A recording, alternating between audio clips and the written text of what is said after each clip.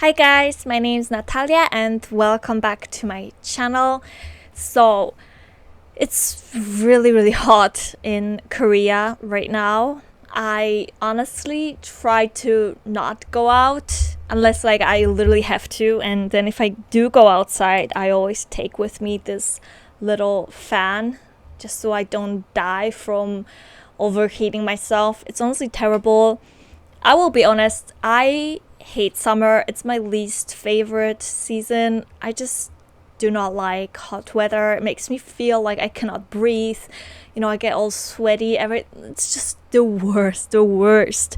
So honestly, I just prefer staying inside with my AC on and reading. So I thought, why not read some cute summery romances? Because if I don't want to go outside and actually experience the summer, maybe I can at least experience it through books. So I've got a few that I've been wanting to read for a while, and I'm so excited to pick them up.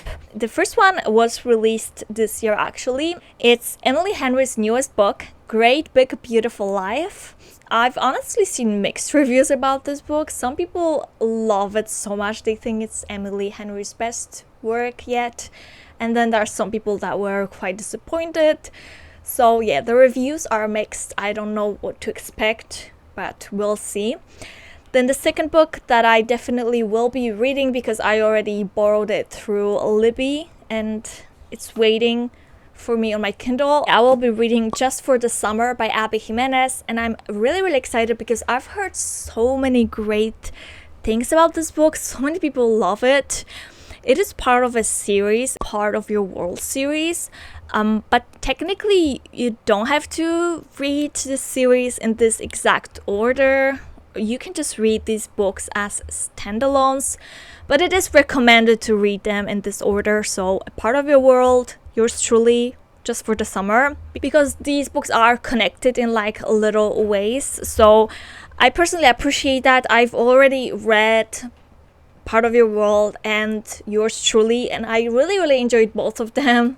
So I also have quite high hopes for Just for the Summer. But yeah, I actually already started reading this book. I'm not far. I'm on the page 54, so I'm still at the beginning of the story. So let me tell you what I've learned so far about this book. So we've got these two writers, Alice and Hayden, and they are both invited to this island to compete for the rights to tell the story of Margaret Ives. She has not started telling her story yet, Margaret I mean, so honestly cannot tell you much about her yet. All I know is that she was a huge celebrity back in the day, and then after her husband died, she started retreating from the spotlight, and at some point she just completely disappeared, and now she lives on this island. Obviously her location is not known to the public, so she's just living her quiet, charming life, but there's a lot of secrets and I guess questions that were left unanswered. So now she actually wants to tell her story, officially, and that's why she calls Alice and Hayden. What she decides is that for 1 month, both of them will be paid and they will be working with her on her book. And then, after 1 month, she will just see what they've come up with, and then she will decide whether she wants Alice to tell her story or Hayden to tell her story. So obviously Alice and Hayden, they both want this job really bad. I think, Alice, she's trying to be really optimistic. And then we've got Hayden, and he's really grumpy. He just seems very cold and uninterested, doesn't really want to talk to Alice and all of that. And he clearly is not very happy about the fact that they have to compete. So yeah, he's got this very hard and cold exterior, but honestly, I love these types of romances the most. I feel I just love when the guy just seems so cold and indifferent on the outside, but then we get to know his soft inside, and he starts to fall in love with the female character. And I just feel I love when the story is written like this. So I'm very excited to see how the romance evolves. I'll just keep on reading it, and once I have more thoughts, I will let you guys know. Hi. So I'm like on a page like 100-ish, and I want to share some more of my thoughts. First of all, I have to admit I'm really, really enjoying this book. Like, you know, it's a contemporary romance, so I wouldn't say it's like action-packed or anything like that.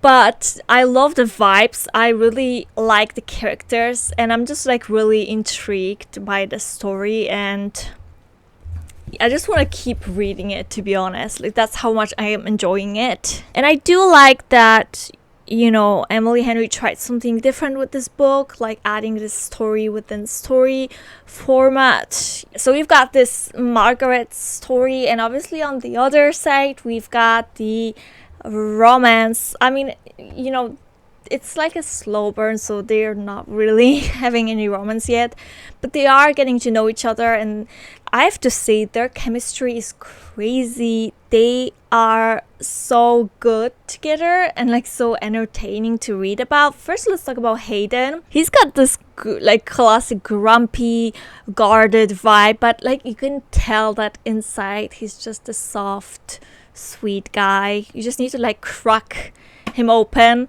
and he's already done like some sweet things that just made me go like, oh. So for example, Alice was being bothered by this like drunk guy, so Hayden came in and rescued her, thank God. So I love Hayden already.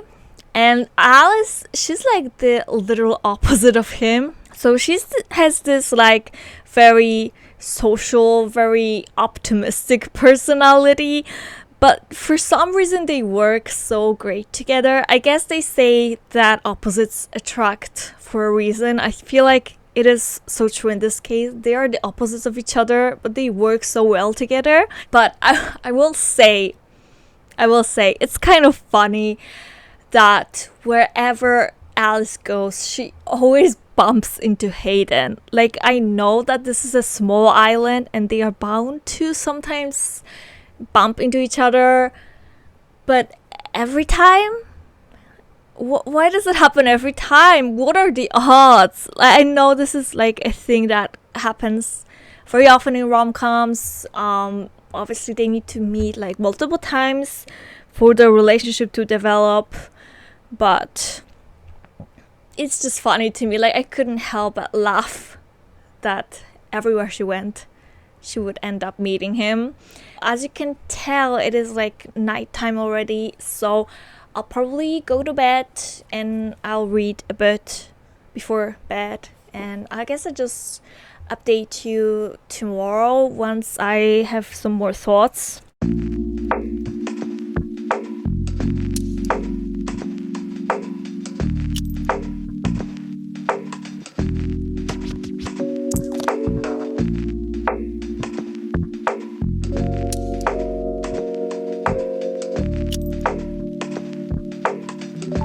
Keep reading this, and Alice and Hayden are so cute. Just look at this quote. "It's yours," he offers.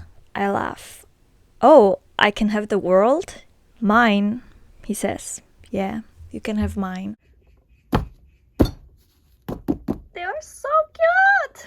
I am like 70% into this book, and I have some thoughts. Okay, so first I liked that Emily tried something new with this like layered mystery biography setup. But the deeper I get, the more it feels like this book is trying to be everything at once and not quite succeeding at any of it. So Margaret's story has been pretty boring, to be honest. She starts talking about her great-grandfather, and she just throws in a million family names that I could not keep up with. So I think a family tree or something would be nice, because I was really getting confused with all of the names. And I feel like her chapters were pretty long, and she didn't even spill that much tea yet. So in general, her chapters were just pretty boring and uneventful. Well, because Margaret's story takes up so much space, I feel like because of that, the romance between Alice and Hayden gets really sidelined. It's a shame because I really like Alice and Hayden together, but I feel like we don't even get to know them that much as characters, like their backstories. Of course, they do have backstories, but like they're not as developed as I wish they would have. Because Margaret's chapter just takes so much space, so we cannot even dive deeper into our main characters. And let's talk about romance a little bit more. So I do love them. They have their like very sweet moments, and I like their chemistry together. But I feel like maybe they were horny a bit too much. Like, we already don't have that much time with them because, like I said, Margaret's story takes up so much time. But like every time they're with each other, there is this really, really horny energy. And yet, I know it's because they're attracted to each other, but maybe it doesn't have to be that much. I feel like it was a bit too much. Like, I wanted some more deep, tender, heartfelt moments, and they were just horny most of the time. Alice and Hayden chill. Yeah, maybe if Margaret's story had a bit less of a focus, then maybe this romance part could be developed like more slowly, more believably, and with way more emotional depth. But nonetheless, like it's not like they only have like horny scenes. Like, they obviously do have emotional connection. I feel like the worst type of like barricade in the relationship in a romance book is when there's like a huge misunderstanding and the characters just do not want to have an honest conversation. It's so frustrating, but we didn't have that here. They don't really have any misunderstandings. It's more about the situation that they are in. It's a bit hard for them to be together and commit to each other. I'm definitely excited to see how it ends. And also, like, what big secrets will Margaret spill? Because, like I said, so far, she has not spilled that much tea. And I feel like I want something more shocking, more like scandalous, I guess. I'll get back to reading. Actually, I wanted to say, like, I've been reading this for, like, many hours. Like, I guess a whole day almost. Because I just got so invested in this. So this book is definitely quite addictive, and it has very strong summer vibes because the characters do currently live on this island, this like summery, warm, sunny island. So it has very strong summer vibes. It almost makes me feel like I'm experiencing summer even though I'm inside with my AC blasting. But I feel like I'm on this summery island and it's amazing. So I'll keep reading and I'll talk to you once I'm done with the book.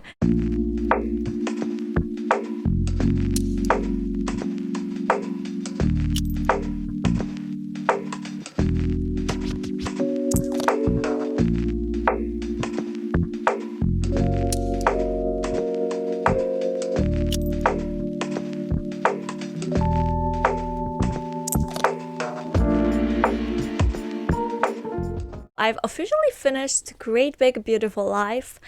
I ended up giving it 4 stars. I feel like that's the most accurate rating that I could think of. Because on one hand, I genuinely enjoyed it and had so much fun reading it. I feel like the whole setup with rival writers and these like big secrets coming out, it was very promising, but I don't know, I feel like the reveals didn't hit as hard as I thought they would. And also, while the ending was really satisfying, in a way it also felt very like abrupt. Like everything got wrapped up way too quickly. There was like this one reveal that just definitely shocked me a bit. I was not expecting it.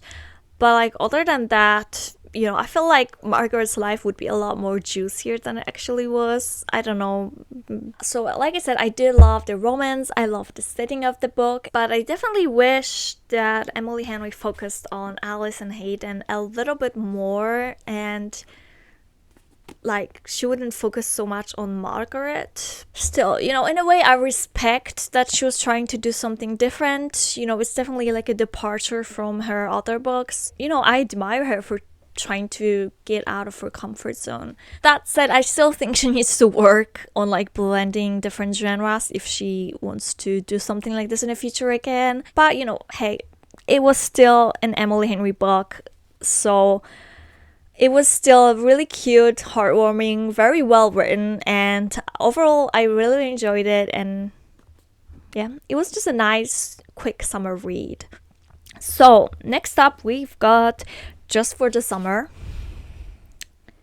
and I started reading it a little bit. I haven't really gotten that far, but I just wanted to get the idea of what this book is about so that I can talk to you about it. It's about two people who meet on an online forum after realizing that they are both cursed. The curse is that every time they try to date someone seriously, they end up breaking up, and that person immediately ends up finding the love of their life.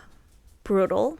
So, they're like chatting online, and eventually you come up with a plan to date each other because they think that it will help to like cancel out the curse. And, after they are done with this fake dating thing, they will be able to just go on and find the love of their lives finally. So, yeah, it's quite an interesting premise. I will have to say they have not met in person yet. Let me see how far I am into this book. We're like 16% in, so not that far. They have not met yet, but they are chatting quite a lot. Let me tell you, this book is really, really funny. I love these characters' sense of humor. There were so many lines that just made me laugh out loud. But also you can already tell that these characters just have some emotional baggage. And yeah, I'm sure those like personal struggles will cause some friction later on. So yeah, I'm prepared for some like really sad and emotional scenes, but yeah, so far I'm really enjoying it. Hi guys, so I'm just at home chilling and reading Just for the Summer, and I have to say, like, this book is so funny. Like, so many of the lines make me laugh. Obviously I cannot like show you all of them in case you've not read it. I feel like I don't want to spoil too much, but I'll give you a sample of what I mean by funny. Just to give you a little context, so in this scene, there is Justin, Emma, Justin's mom, and Justin's mom friend. They're all in a car together, and Justin is like talking with his mom, and Justin goes like, "A date? What happened to George?" "He's gone, Justin. May God rest his soul." I blinked at her. "Your boyfriend died?" "He's dead to me." Tell me guys, do we all have an ex like that? Because I feel like most people do. I definitely do. I just thought this scene was so funny.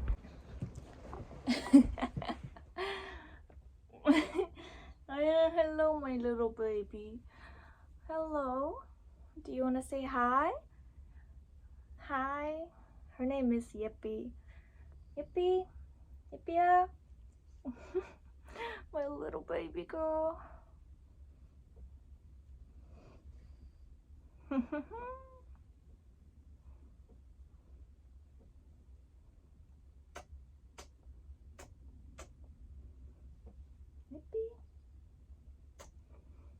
Oh, she's sitting on my lap now. Let me show you, because it's the cutest thing ever.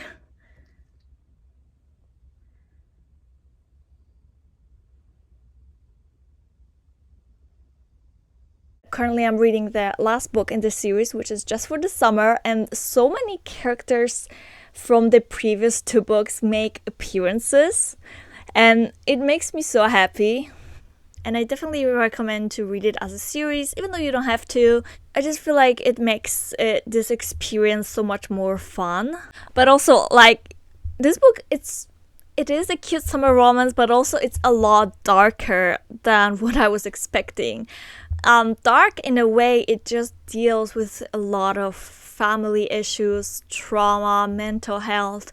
It really dives deep into problems like that, so it just gets really dark. But obviously I don't think it's a bad thing. I think we do need to talk about things like that, but if you want like a very light read, that might not be it. it does handle some heavy topics. Also, yeah, let's talk about the relationship between Emma and Justin. It's just so sweet and tender.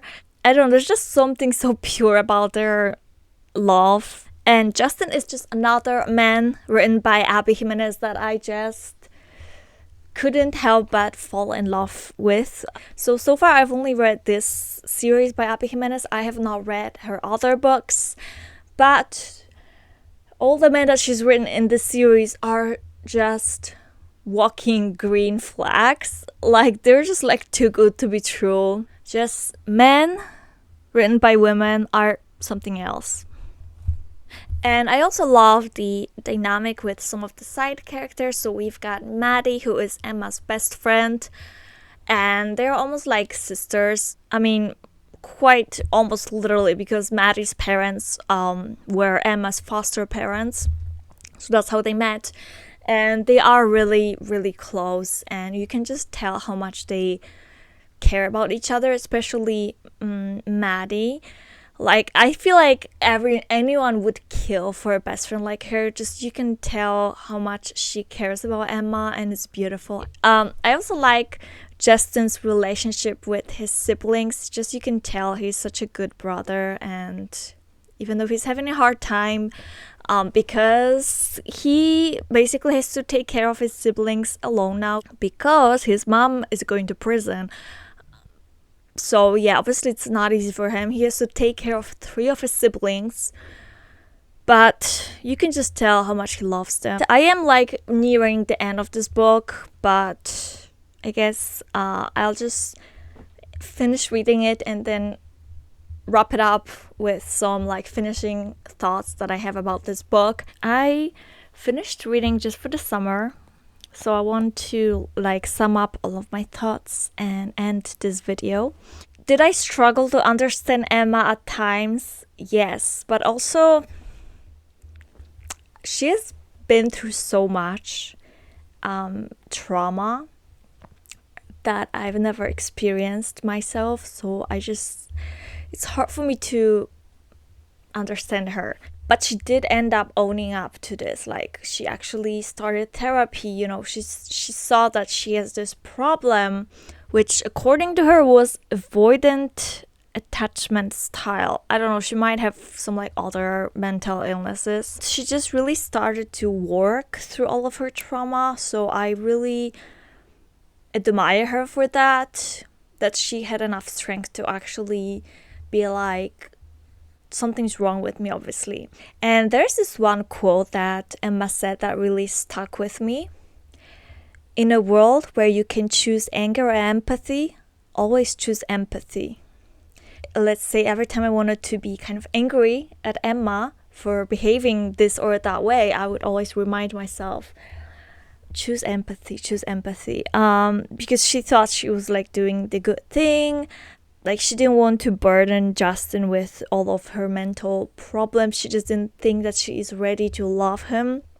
So she took some time off to work on herself and came back to him once she felt that she worked through her issues, and once she felt like she has healed some of her trauma. Well, I don't think you can like heal all of your trauma, honestly. But, you know, at least she's healed enough to let Justin into her life. And then we've also got Emma's mother. And that is like another very complicated topic. But Abby Jimenez like delves into this topic of trying to help someone who does not want to be helped. And trying to love someone who keeps disappointing you. So I think what we can learn from this book is that sometimes the best choice is to just choose yourself and choose your own inner peace instead of choosing to be hurt over and over again by this person. Of course, it's different from like giving up on someone too easily. We're talking about someone that has been given multiple chances, that was also given chance to recover and like work through her issues, and she didn't. We're talking about Emma's mother here. So at the end of the day, what can Emma do? So yeah, as you can see, it does delve into very like deep topics. We've got Justin's mother who's in prison. We've got Emma's mother who basically neglected her daughter and lied to her on multiple occasions her entire life. But somehow they just found, Emma and Justin just found this like happiness and peace with each other. If I had one small critique, is I feel like maybe the ending was a little bit rushed. I feel like after everything the characters have been through, I just wanted a little more time to sit with the resolution. And I don't know, I just want a slightly slower, more grounded wrap up. Maybe seeing them just living happily for just a few more moments. I feel like it just ended so abruptly. But overall, I did really enjoy it. I decided to give it 4.5 stars. So maybe it was not perfect, but it was close to being perfect. I loved it so much. I love just how real these characters felt, how layered they were. Like, I feel like these are my favorite types of romances that just are really emotional and talk about very important topics, but at the same time there's also some humor in it and some cute romance and just characters that feel so real and layered. These are my favorite types of romances. In this video I basically read 2 romance books. First one being Great Big Beautiful Life by Emily Henry, and the second being Just for the Summer by Abby Jimenez. I enjoyed both of them, but like I said, I definitely had more like complaints about Great Big Beautiful Life. So overall I enjoyed Just for the Summer a little bit more, but in general I did like both of them. I mean, these 2 authors, Emily Henry and Abby Jimenez, I've read quite a few books from both of them, and all of them were pretty much really good. They are definitely one of my favorite romance authors that don't make romance books like super cringy, because like I've had some bad experiences with romance books in the past in a way like I almost died of cringe. But yeah, I'm just happy that I've found some authors that just write really beautiful and emotional romance that is also thought-provoking and it makes you laugh. So yeah, if you know any romances that are similar to these 2, then feel free to leave some recommendations down in the comments below. Or if you want to recommend some romance authors, then also feel free to do that in the comments below. But yeah guys, that is it for this video. Don't forget to like it and subscribe to my channel, and I'll see you in the next video. Bye!